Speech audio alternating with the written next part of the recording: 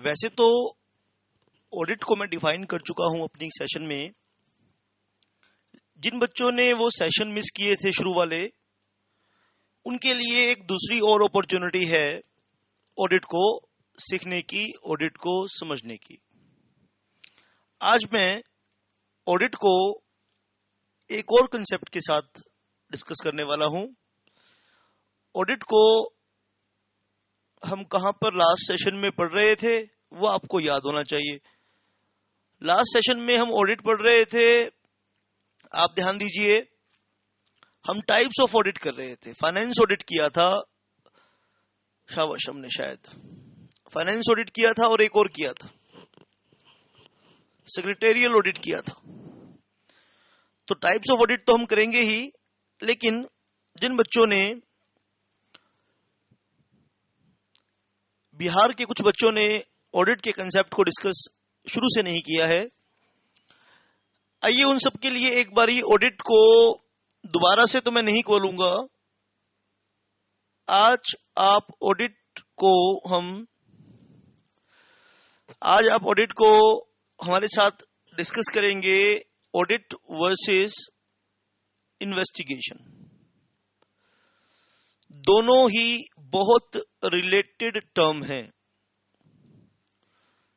Audit और investigation में क्या समानता है, क्या डिफरेंस है? शाबाश बेटा। ऑडिट और इन्वेस्टिगेशन में वैसे तो बहुत बड़ा डिफरेंस है, और देखें तो दोनों सिमिलर भी हैं, एक जैसे भी हैं। बेसिक डिफरेंस क्या है कि ऑडिट एक यूजुअल नेचर ऑफ वर्क है, चाहे कोई गलत काम हुआ हो चाहे नहीं हुआ हो, चाहे कोई फ्रॉड हुआ हो चाहे नहीं हुआ हो। लेकिन इन्वेस्टिगेशन यूजुअली कहां की जाती है?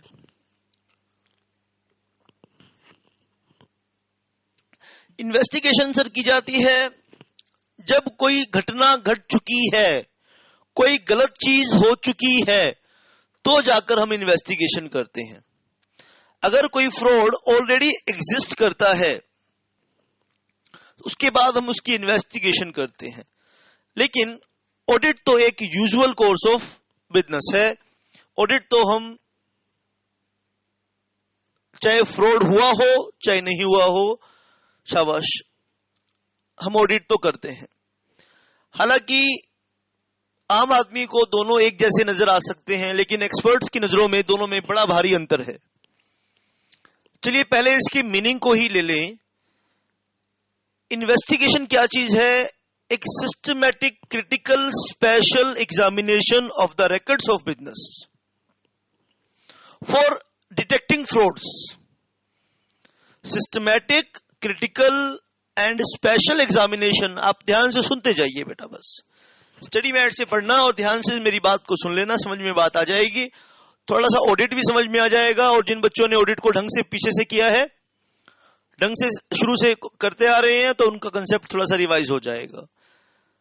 तो इन्वेस्टिगेशन क्या है? Systematic, critical, special examination of the records of business for a purpose for detecting frauds etcetera. Auditing क्या है? Auditing is an examination. तो ऑडिट एक को एग्जामिनेशन बोलेंगे। तो इन्वेस्टिगेशन में और एग्जामिनेशन में बड़ा फर्क है, ठीक है? एग्जामिनेशन में हम चेक कर रहे हैं कि सब काम ठीक तरीके से हुआ है कि नहीं हुआ है। इन्वेस्टिगेशन में हम ये ढूंढ रहे हैं कि चोरी हो गई है, वो चोरी किसने की है। फर्क है ना दोनों में, बात में बड़ा फर्क है। तो audit is an independent examination of financial information of any entity when such an examination is conducted with a view to expressing an opinion thereon. Audit का मकसद एक ओपिनियन देना है। क्या ओपिनियन देना था? Balance sheet true and fair view दिखाती है कि नहीं दिखाती? Profit and loss account true and fair view दिखाता है कि नहीं दिखाता? लेकिन इन्वेस्टिगेशन का मतलब क्या है? पर्पस क्या है? फ्रॉड को ढूंढना, फ्रॉड को डिटेक्ट करना, ये इन्वेस्टिगेशन का मकसद था। और ऑडिटिंग का मकसद क्या है? Examination of books. और क्या मकसद है उसके पीछे? ओपिनियन देना। तो इन्वेस्टिगेशन और ओपिनियन, ऑडिटिंग के मीनिंग में ही डिफरेंस है। नेचर दोनों का देखते हैं बेटा क्या है। जहां ऑडिटिंग कंपलसरी है फॉर कंपनीज, कुछ बिजनेसेस के लिए ऑडिट कंपलसरी है, कुछ के लिए कुछ अपने वॉलंटरली कराते हैं, अपने आप को दुरुस्त रखने के लिए, फिट रखने के लिए। जैसे कोई वर्जिश करता है, किसी का मकसद तो पतला होना है और किसी का मकसद यह है कि वो मोटा ना हो, है ना बेटा। मोटे आदमी को तो करना ही करना है, लेकिन पतला आदमी पतला रहे इसलिए भी वो एक्सरसाइज वर्जिश करता है। तो वही हिसाब है। जिनके यहां फ्रॉड हो चुके हैं उनके लिए तो कंपलसरी है ही, जहां फ्रॉड होने के चांस है वहां तो कंपलसरी है ही, जहां लॉ कहता है वहां तो कंपलसरी है ही, जहां कंपलसरी नहीं है वहां वॉलंटरली है। लेकिन इन्वेस्टिगेशन तो वॉलंटरली प्रोसेस है, लीगल रिक्वायरमेंट नहीं है। शाबाश बेटा। इन्वेस्टिगेशन कौन कर सकता है?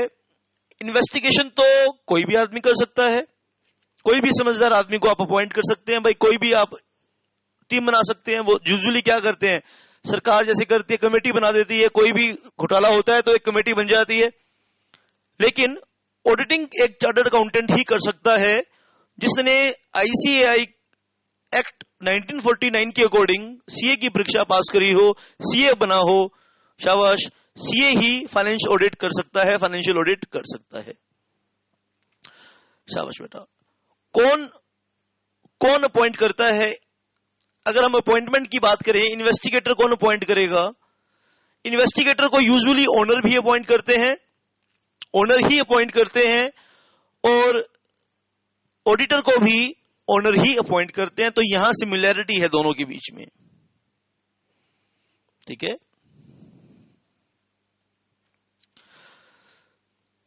तो इन्वेस्टिगेशन का मकसद क्या है? इन्वेस्टिगेशन का क्या मकसद है? ओनर के इंटरेस्ट को प्रोटेक्ट करना। शाबाश बेटा। यहां भी हम ऑडिटिंग में और इन्वेस्टिगेशन में सिमिलरिटी हम बोल सकते हैं। इन्वेस्टिगेशन में भी पर्पस ये है कि फ्रॉड को ढूंढा जाए। शाबाश। और गलत आदमी को, जिसने गलती करी है, उसको सजा मिलनी चाहिए। और दूसरी ओर ऑडिटिंग का मकसद क्या है? ताकि ओनर्स का इंटरेस्ट प्रोटेक्टेड रहे। ये इन्वेस्टिगेशन का यूजुअली एम है, मकसद है।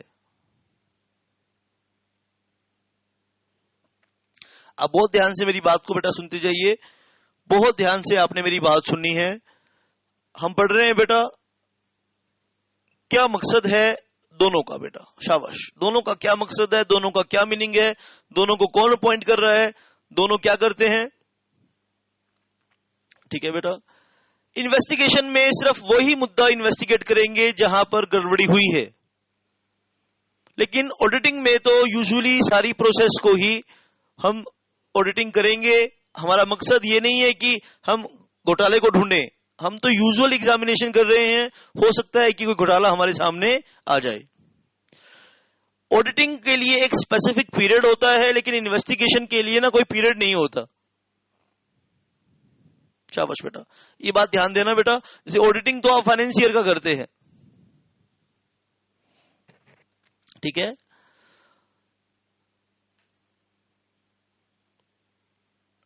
इन्वेस्टिगेशन तो इस मकसद से की जाती है कि गड़बड़ तो हो चुकी है, घोटाला तो हो चुका है, लेकिन ऑडिटिंग इस मकसद से नहीं की जाती। ऑडिटिंग में तो घोटाले ढूंढना बाईपास प्रोडक्ट है, अपने आप घोटाले सामने आ जाते हैं। ठीक है बेटा। इन्वेस्टिगेशन में, शाबाश, इन्वेस्टिगेशन में जो हम प्रक्रिया प्रोसेस फॉलो कर रहे हैं वहां मकसद यह है कि कंक्लूसिव एविडेंस को खोजा जाए। ऑडिटिंग के जो एविडेंस होते हैं वो कंक्लूसिव नहीं माने जाते। बहुत इंपॉर्टेंट पॉइंट है ये, शाबाश, याद रखना बेटा। ऑडिटिंग और इन्वेस्टिगेशन को हम कंपेयर कर रहे हैं। इन्वेस्टिगेशन का मकसद कंक्लूसिव एविडेंस को ढूंढना होता है, और जबकि जो ऑडिटिंग के जो एविडेंस होते हैं वो परसुएसिव होते हैं। ठीक है, वो कंक्लूसिव नहीं होते, पुख्ता सबूत नहीं मिलते ऑडिटिंग से हमें। ठीक है बेटा। और एक रिपोर्टिंग का एक तरीका होता है इन्वेस्टिगेशन का, ऑडिटिंग का। इन्वेस्टिगेशन का वो तरीका नहीं होता। शाबाश बेटा। ऐसा कोई लॉ नहीं बना जो ये बताए कि इन्वेस्टिगेशन इस तरीके से रिपोर्ट की जाएगी। इन्वेस्टिगेटर इन्वेस्टिगेशन करके रिपोर्ट किसको देगा? अपॉइंटिंग अथॉरिटी को। ऑडिटर भी ऑडिटिंग करके रिपोर्ट किसको देगा? अपॉइंटिंग अथॉरिटी को। लेकिन ऑडिटिंग को बताने का एक स्पेसिफिक तरीका है, एक स्पेसिफिक वे है, लेकिन इन्वेस्टिगेशन को शाबाश बताने का कोई स्पेसिफिक वे नहीं है। तो आइए ऑडिट वाली बात को एक राउंड अप करते हैं, एक स्पेशली एक तरीके से दोबारा से हम इसको समझने की कोशिश करते हैं। आज के इस एग्जामिनेशन,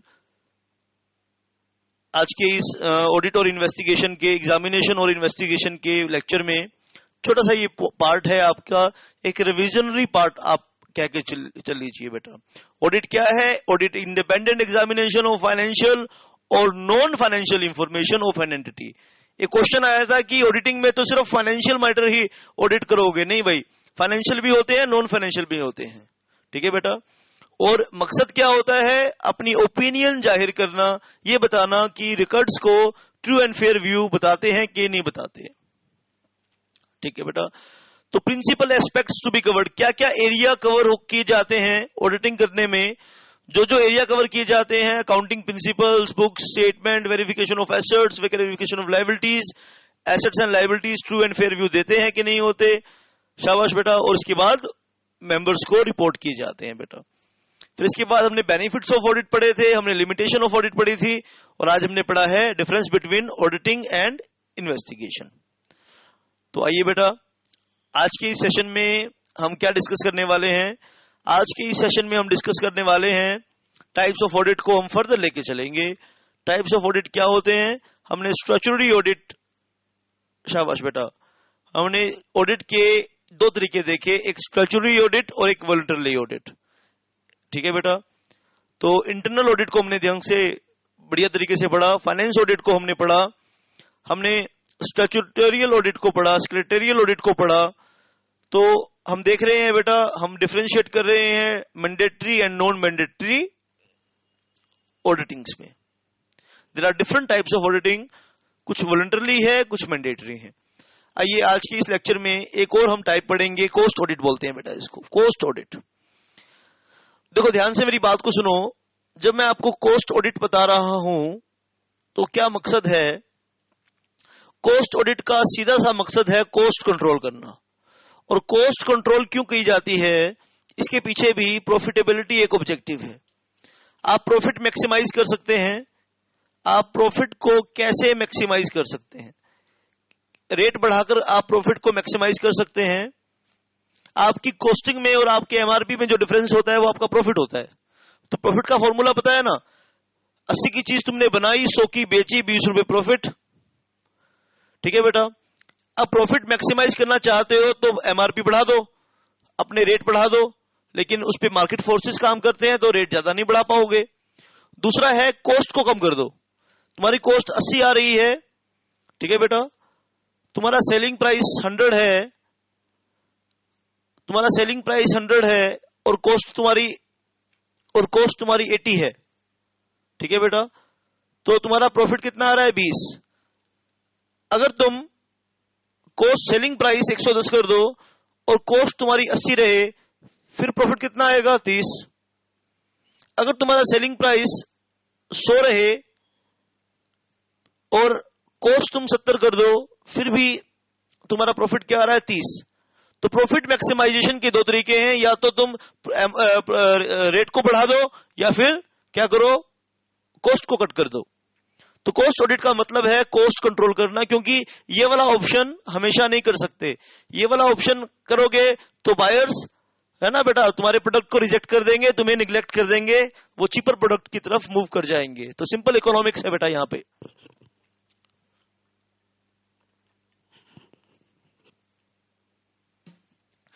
तो यहां हम कोस्ट ऑडिट को डिफाइन करने वाले हैं, कोस्ट ऑडिट को समझने वाले हैं। कोस्ट ऑडिट एक यूजफुल टूल है बेटा, ध्यान से मेरी बात को सुनना, for the purpose of cost control. Useful tool किस चीज के लिए? कॉस्ट कंट्रोल के लिए है। Cost reduction and proper utilisation of scarce resources. Cost cutting करना, स्केयर रिसोर्सेज का प्रॉपर यूटिलाइज करना, ठीक है बेटा, बोली बात समझ में आई कि नहीं आई? शाबाश। तो कॉस्ट कंट्रोल कैसे करेंगे? एक वर्ड यूज किया, प्रॉपर यूटिलाइजेशन ऑफ रिसोर्सेज। आप देखोगे कि जो एक्सपेंसेस हुए हैं वो ठीक हुए हैं कि नहीं हुए हैं। कंपनी की यूटिलिटी, मैन्युफैक्चरिंग प्लांट की यूटिलिटी वेस्ट तो नहीं जा रही, मटेरियल जरूरत से ज्यादा तो नहीं खरीद रहे, इलेक्ट्रिसिटी वेस्ट तो नहीं जा रही, man hours, labour hours waste तो नहीं जा रहे, वेजिस ज्यादा तो नहीं पे कर रहे, बिजली का खर्चा ज्यादा तो नहीं आ रहा। तो ये सब चीजें बेटा मकसद होती हैं कॉस्ट ऑडिट की, ताकि ऑपरेशंस को इकोनॉमिकली चलाया जाए, इकोनॉमिकली चला के कॉस्ट को कम किया जाए और प्रॉफिट को मैक्सिमाइज किया जाए। This is the objective of cost audit. तो institute of cost and work accountants of India से 3 प्राइमरी इंस्टीट्यूट हैं, cost institute of chartered accountants of India, institute of company secretaries of India, और तीसरा है institute of chartered accountants of India. वो cost audit को define करता है, बोलता है कि एक सिस्टम है ये। कॉस्ट ऑडिट क्या है जी? सिस्टम है introduced by the government of India for the review, examination and appraisal of cost accounting records. Cost accounting records को रिव्यू करना, एग्जामिन करना, उसका अप्रेजल करना। ठीक है बेटा, क्या मकसद है? शाबाश बेटा, क्या मकसद है? कॉस्ट को कंट्रोल करना। शाबाश बेटा, ताकि हम कॉस्ट को कंट्रोल कर पाए। सीमा लंदन, जैसे बेटा सीएमए इंडिया है, ऐसे ही सीमा लंदन है, तो ये कॉस्ट इंस्टीट्यूट है वहां इंग्लैंड का। कॉस्ट ऑडिट को बेटा वो डिफाइन कैसे करते हैं? The verification of the correctness of cost accounts and the adherence of cost accounting plan. बोले कि तो तुमने कॉस्टिंग का प्लान बनाया था, क्या उसको तुमने फॉलो किया? तुमने कहा था प्रोडक्ट को मटेरियल, तुमने कहा था ये पेन ड्राइव बना रहे हो, इस पेन ड्राइव को बनाने में कितना प्लास्टिक लगेगा, कितना मेटल लगेगा, कितने इसमें लगेगा, क्या तुमने प्लान उसके अकॉर्डिंग किया? मैन्युफैक्चरिंग जो तुमने प्लान किया था उसके अकॉर्डिंग किया? और डेविएशन आ रहा है तो क्यों आ रहा है, कितना आ रहा है? कहीं चोरी तो नहीं हो रही, कहीं वेस्ट तो नहीं हो रहा? तो सीमा लंदन क्या कहता है कि the verification of the correctness of cost accounts and of adherence to the cost accounting plan. आपने कॉस्ट अकाउंट्स ठीक तरीके से बनाए और कॉस्टिंग प्लान को फॉलो किया, तो that is the objective of cost audit. Cost audit के अंदर 2 बातें आपको पढ़ना है, वेरिफिकेशन ऑफ कॉस्ट अकाउंटिंग होता है और examination of records to ensure that cost accounting plans, procedures and objectives are fulfilled or not fulfilled.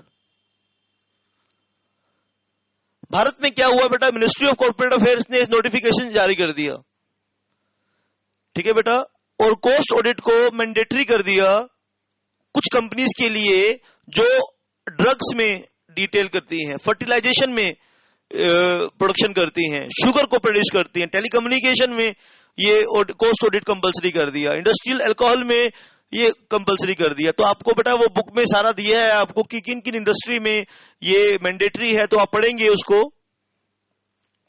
शाबाश, वहां पे कॉस्ट ऑडिट का मीनिंग पढ़ेंगे, नोट करने की जरूरत नहीं है, वहां से पढ़ना, टाइम को बचाओ, अपना भी टाइम बचाओ, मेरा भी टाइम बचाओ, और बेटा जल्दी से बेटा इसको खत्म करो, टाइप्स ऑफ ऑडिट को खत्म करो। हर रोज एक तरह का ऑडिट मैं आपको पढ़ाऊंगा, हर रोज एक टाइप पढ़ाऊंगा बेटा। तो आज ये 4th टाइप है, आप पहले भी पढ़ चुके हैं, वो पहले 3 जो टाइप आपने करी है वो भी आपने करनी है। शाबाश बेटा। तो कॉस्ट ऑडिटर ने ये जजमेंट करना है, एग्जामिनेशन करना है किताबों का, कॉस्ट रिकॉर्ड्स का, कि जो प्लान्ड एक्सपेंडिचर था उसने ऑप्टिमम रिजल्ट दिए कि नहीं दिए। जो आपने स्टैंडर्ड बनाया था कि इसके अंदर मटेरियल इतना लगना चाहिए, क्या उतना लगाया कि ज्यादा लगाया कि कम लगाया? कम लगाया, क्वालिटी मेंटेन करी, बढ़िया बात है। ज्यादा लगाया, क्वालिटी गिरा दी, कॉस्टिंग ज्यादा कर दी, क्वालिटी रिड्यूस कर दी, बुरी बात है, इसको कंट्रोल करना पड़ेगा। तो पर्पस क्या है? कंट्रोल करना। शाबाश, पर्पस क्या है? कंट्रोल करना। ठीक है बेटा, एक्सपेंडिचर को कंट्रोल करना, प्लान्ड एक्सपेंडिचर यूटिलाइज हुए कि नहीं हुए, शाबाश बेटा।